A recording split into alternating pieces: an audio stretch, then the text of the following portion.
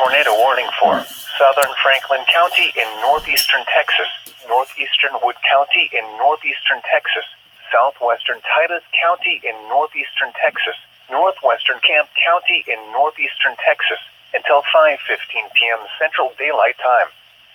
At 4:32 p.m. Central Daylight Time, a confirmed tornado was located near Pleasant Grove, or near Winnsboro, moving northeast at 35 miles per hour. Hazard: damaging tornado and quarter-size hail. Source: Emergency Management confirmed tornado. Impact: flying debris will be dangerous to those caught without shelter. Mobile homes will be damaged or destroyed. Damaged roofs, windows, and vehicles will occur. Tree damage is likely. Locations impacted include Winnsboro, Scroggins, Newsom, Winfield, Lord, Miller's Cove, please Rocky keep Mound, these people Hopewell, safe. and Monticello. To repeat, a tornado is on the ground.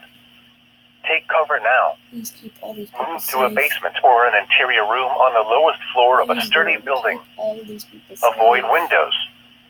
If you are outdoors, in a mobile home, or in a vehicle, move to the closest substation.